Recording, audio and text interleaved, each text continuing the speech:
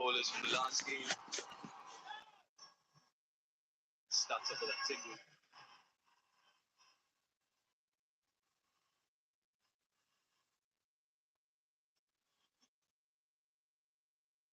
Really smart from Axel. The wicket of Maxwell. Yes, he invited the shot over mid-off. Mid-off was up in the ring, but Maxwell tried to take on long on again. Didn't get the same connection he did earlier in the over for the 6. Jacewell took the easy catch. The skipper gets rewarded. It's going to be an interesting period for these two now. They don't have time on their side to get settled. The run rate's ballooned up over 13. It's really good captaincy, obviously. Change in the field, bringing in the mid-off, sending the mid-on back. And also from Axel. So obviously what Maxwell was trying to do was go over the bowler or go over mid-off, but then for Axel to actually follow Maxwell when he was trying to give some room to himself to go over the offside field. I think what he was trying to do is create the width and then hope it was going to go into that wide so he could crash it through point. So this was actually his second choice, the second option. And then, as you know, with Maxwell, he just backs his power. Didn't come off. Seen it so many times. He actually got in his movements so close that it got inside his hitting arc. You think back to Bangalore when he was actually set. All the movement was done early and then he just used his hands. And that's what he did also for the 6 in the earlier part of that over.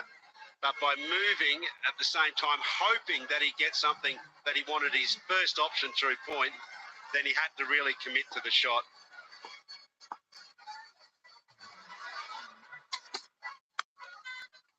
That's cracked, but straight to the fielder for a single. Yeah, Australia need a really good start in terms of runs, but also trying to keep wickets in hand. But they've lost 3. Matthew shot almost fielder. He got himself out in the first. Super catch. Phenomenal from Philip Rolma. The right option though. The third one, Glenn Maxwell. Bit of trouble in Australia. Using 3 wickets in the first 6 overs.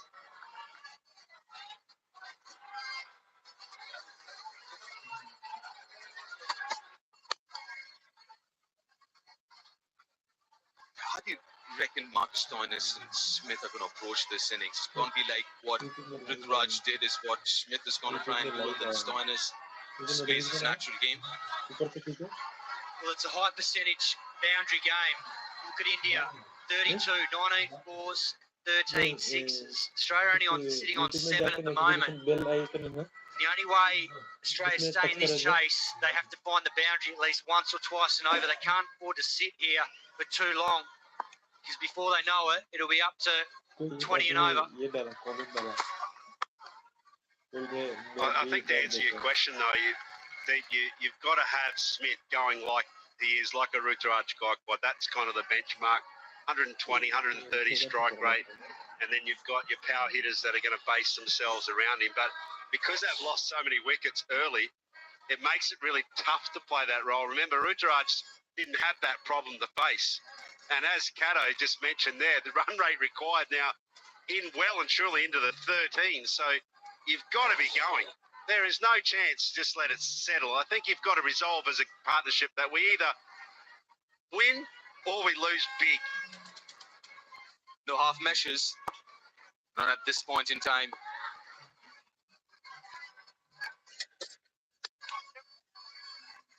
Yeah, good start for Mukesh. Just 4 singles from that over, 57 for 3.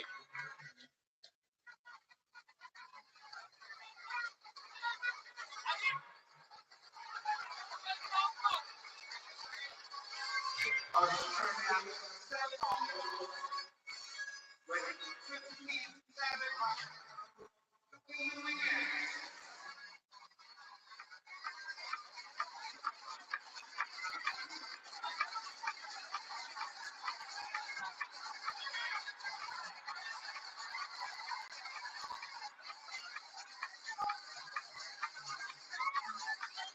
crowd here has been treated to some really good cricket so far.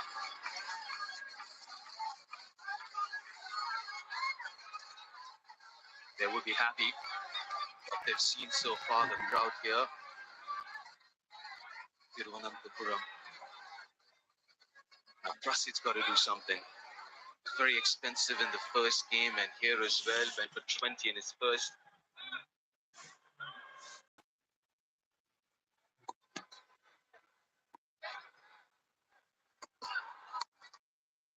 Starts off with another short one, but something is earned in the first game, and here as well, the length. Going back to that wicket of Akshar, we're talking about how he kind of followed Maxwell, who was trying to make room for himself to go through that offside field. This is how he bowled the first few balls where Maxwell was kind of trying to go over mid-on. He changed the field, got long on, and then the wicket ball followed him. It's up in the air, should be taken, and it is taken. Another good catch. Yes, out. It's Yashasvi Jaiswal. Out, out, 4 wicket. And it's Marcus Stoinis. 4 wicket हो गया. Beg your pardon, it's Steve Smith. Usman है. Steve Smith perishes. The ball that was angled in. He's trying to heave it over the Runs square अभी leg boundary, but 54. didn't get a good connection on it. A very good fronty catch from Jaiswal again. It's wonderful work from Surya because he had every right to keep the spinners on. They've done the damage already. He's gone back to Prasid to get him in the action. He's got the wicket of Smith out for 19. Australia now 58 for 4.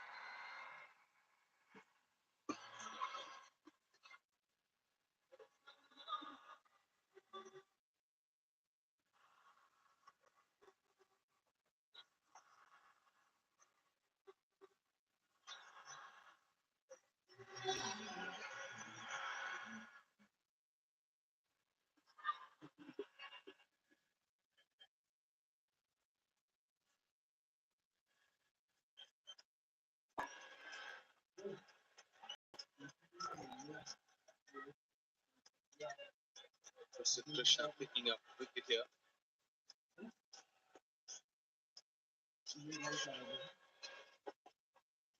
Tim David, the new batter in.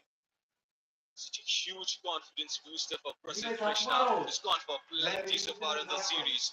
Yeah, he got taken to the cleaners in his first over. Matthew Short and Steve Smith. He got really flat-footed here, Steve Smith. Premeditated, I'd sense. Knew that Prasid was going to be into the deck, so he thought, I've only one option, so it was a one-dimensional type shot. And when you tend to do that, the dynamics through your feet tend to change. You get very set, and you're not thinking at that point really clearly. You've forgotten at watching the ball, which is the key element to power hitting. They love it here. There is blood in the water here from an Australian point of view. Wickets are tumbling. You got millions of runs to get. Confidence for these youngsters here from India running high. Tim David, another one of those big hitters, strike rate of 163. Oh, that's so good. Has found the gap as well. Hits it for the boundary and gets off the mark.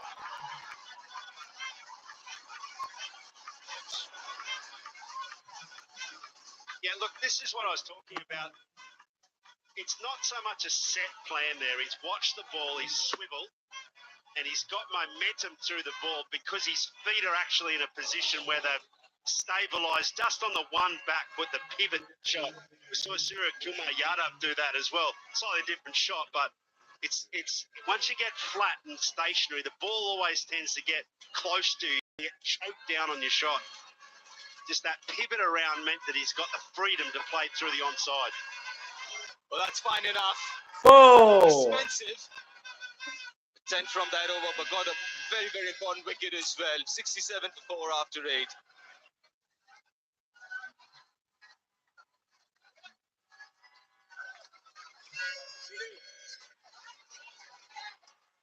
All right.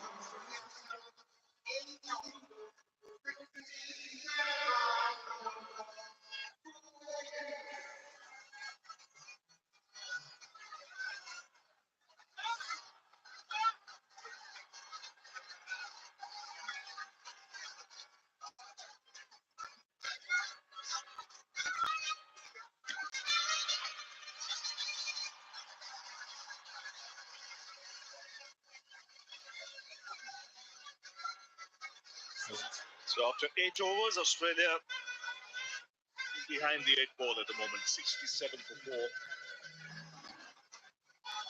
4. Losing wickets in the quest, scoring runs quickly. Here's Bishnoi.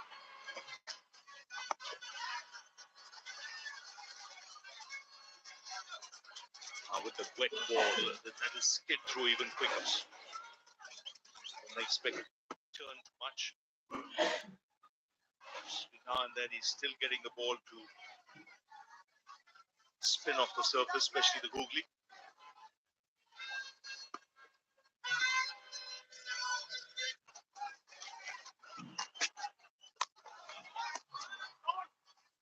We've already seen one wicket fall off an inside edge, that of Matthew Shaw. The odd ball just doesn't come onto the bat. You get a lot of drag-ons on a surface like this.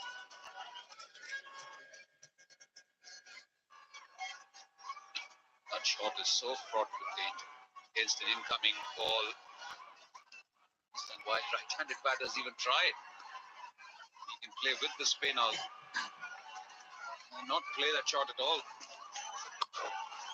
It's back off a leg. Well, Jess, we've been discussing in the last over the difference between Smith here.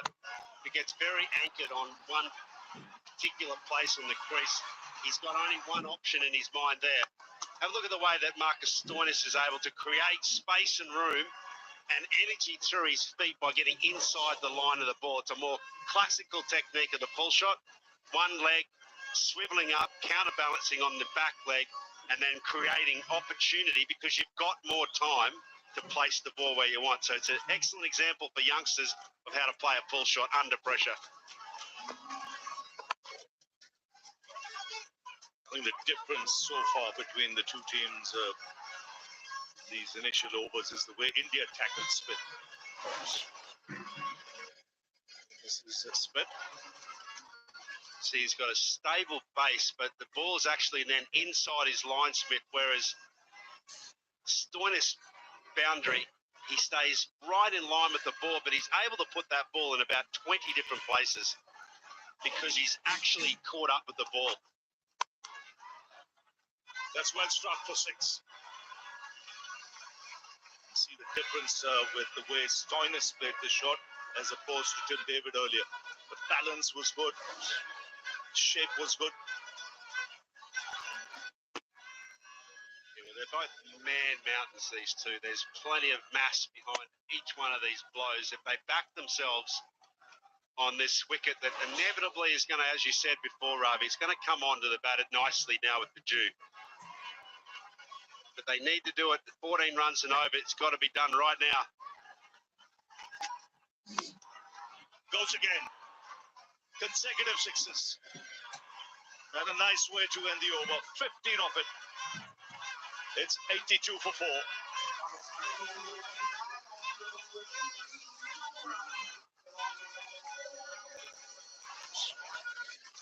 Yeah, back-to-back 6s for Marcus Stoinis on both occasions, taking the right option. Even though this is slightly horizontal bat, but he wants to go straight, not play against the turn.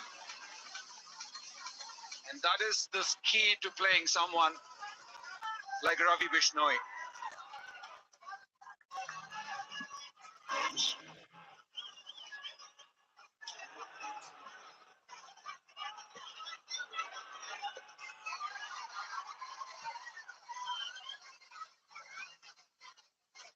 $82 for 4.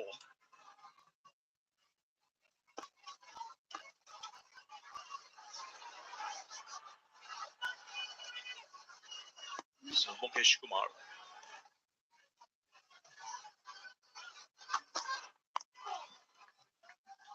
That's a quick outfield now. You can see how quickly that's gone across the turf. Starts off with the boundary. So it's been a good last 3 or 4 balls for Australia. 2 6s now this boundary. In spite of being 4 wickets down, they're still going at 10s and over. And both these batters, they're so powerful. If they get on a roll, Australia still in with a sniff here.